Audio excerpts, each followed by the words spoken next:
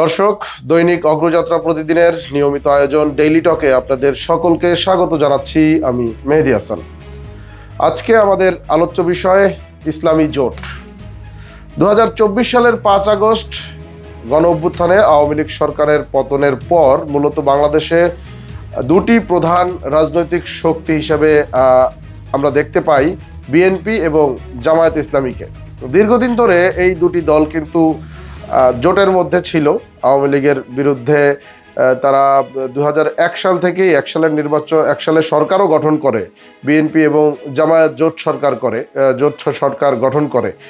এরপর যখন আওয়ামী লীগ সরকার ক্ষমতায় আসে, তারা আওয়ামী লীগ সরকার এই বিএনপি এবং জামাত উভয় দলের উপরেই কিন্তু রাজনৈতিক নির্যাতন, যেটাকে বলা হয়, রাজনৈতিকভাবে তাদেরকে দুর্বল করার একটা চেষ্টা করে এবং জোট ভাঙানো যায় কিনা সেটার চেষ্টাও কিন্তু চালাতে আমরা দেখি। কিন্তু পরবর্তীতে যেটা দেখা যায় যে 17 বছর, দীর্ঘ প্রায় 17 বছর পরও কিন্তু জামাত এবং বিএনপির মধ্যে জোটে ভাঙন ধরেনি। মানে যতদিন পর্যন্ত আওয়ামী লীগ ক্ষমতায় ছিল 2024 সালের 5 আগস্টের আগ পর্যন্ত কিন্তু বিএনপি এবং জামাত অনেকটা জোটবদ্ধভাবেই ছিল।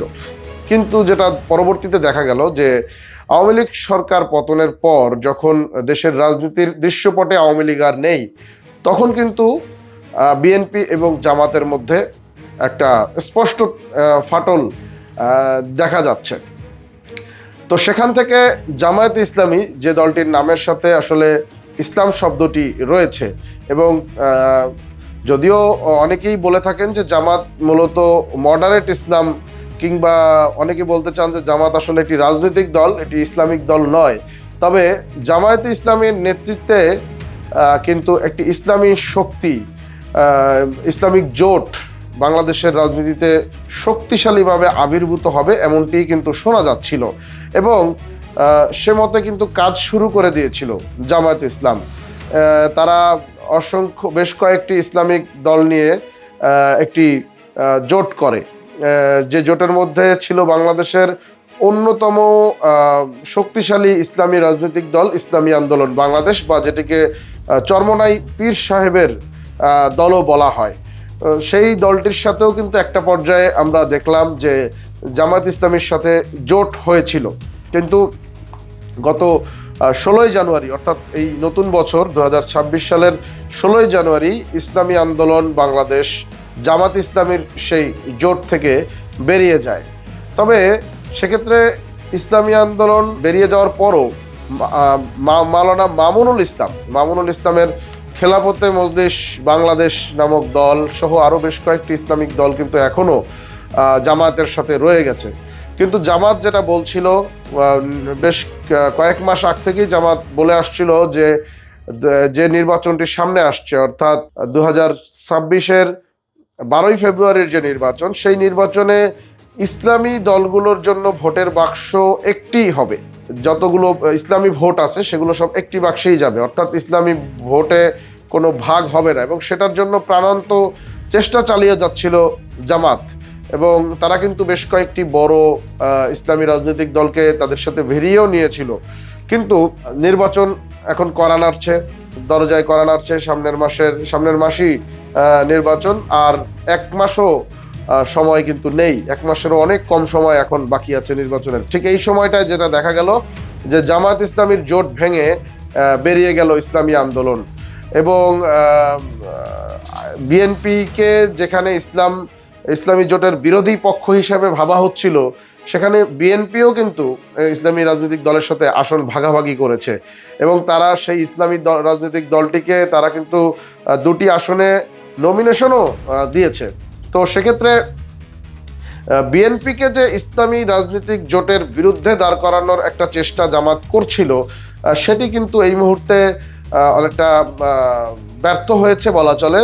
বরং এখন যেটা দেখা গেল যে জামাতের বিরুদ্ধেই চলে যাচ্ছে অন্য একটা ইসলামী রাজনৈতিক দল, এবং যেটা মোটামুটি বড়সড় ইসলামী রাজনৈতিক দলই বলা যায়, ইসলামী আন্দোলন বাংলাদেশ। এবং ইসলামী আন্দোলন বাংলাদেশ গত 16 জানুয়ারি যখন জামাতের জোট থেকে বেরিয়ে আসার পর তারা কয়েকটি কথাও বলেছে জামাতের বিরুদ্ধে, যেখানে তারা জামাতের বিরুদ্ধে বলতে চাচ্ছে যে তারা তাদেরকে অসম্মান করেছে, তাদের সাথে বৈষম্য করেছে, আসন ভাগাভাগির বিষয়টিতে তাদের সাথে বৈষম্য হয়েছে। এবং আরও একটি বড় যে বিষয়টি ইসলামী আন্দোলনের একজন মুখপাত্র বলার চেষ্টা করেছেন, সেটি হলো যে জামাত শরিয়া অনুযায়ী বা শরিয়া আইন অনুযায়ী দেশ চালাতে আগ্রহী না। এটিও একটা অভিযোগের মতনই ছিল জামাতের বিরুদ্ধে। বিপরীতে জামাত কিন্তু বলেছিল যে এটি সাময়িক ভুল বোঝাবুঝির কারণে ইসলামী আন্দোলন জোট থেকে বেরিয়ে গেছে। কিন্তু বিএনপি কিন্তু একই সময় গণমাধ্যমকে বলেছিল এ বিষয়ে যে ইসলামী আন্দোলন বেরিয়ে যাওয়ার কারণে বিএনপি লাভবান হয়েছে, কারণ এক্ষেত্রে ইসলামী ভোটটা এখন আরো ভাগাভাগি হয়ে গেল।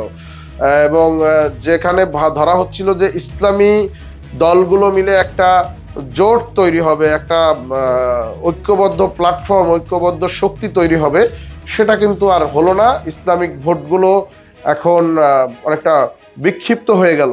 এবং অনেক রাজনৈতিক বিশ্লেষকই লেখালেখি করছেন বা বলার চেষ্টা করছেন যে মাওলানা মামুনুল ইসলামের দলও কোনো একটা সময় হয়তো নির্বাচনের কালে কোনো একটা সময় হয়তোবা জামাতের জোট ছেড়ে চলে যেতে পারে। কারণ মনে রাখতে হবে যে মামুনুল ইসলামের যে দল খেলাফতে মজলিস বাংলাদেশ, সেটি কিন্তু 2001 সালে বিএনপির সাথে জোটবদ্ধ অবস্থায় ছিল, বিএনপির জোটে ছিল, বিএনপি জামাতের সেই জোটে ছিল। এবং 2024-এর 5 আগস্ট আওয়ামী লীগ সরকার পতনের পর, গণঅভ্যুত্থানে আওয়ামী লীগ সরকার পতনের পর মামুনুল হক কিন্তু বেগম খালেদা জিয়া তখন জীবিত ছিলেন। বেগম খালেদা জিয়ার সাথে কিন্তু প্রথম দেখা করতে যাওয়া ব্যক্তিদের মধ্যে কিন্তু মামুনুল হক অন্যতম। তিনি বিএনপির সাথে কিন্তু সম্পর্ক রেখেছিলেন। তো হতে পারে এটা অবাক করা কোনো বিষয় হবে না যদি এমনটা হয় যে মামুনুল হকও নির্বাচনের ঠিক আগে জামাতের সাথে জোট ত্যাগ করে চলে আসেন বিএনপির সাথে, কিংবা নিরপেক্ষ হয়ে যান। তো সেক্ষেত্রে যে বিষয়টি শোনা যাচ্ছিল যে ইসলামী দলগুলোর যে একটা শক্তিশালী জোট হবে বা ইসলামী দলগুলোর ভোট একটি বাক্সে পড়বে, সেটি আপাতত হয়তোবা আমরা আর দেখতে পাচ্ছি না। দর্শক, এই ছিল আমার কাছে সর্বশেষ। দেখা হবে নতুন কোনো ডেইলি টকে, নতুন কোনো বিষয় নিয়ে। থাকুন দৈনিক অগ্রযাত্রা প্রতিদিনের সঙ্গেই। অগ্রযাত্রা প্রতিদিন, নির্ভীক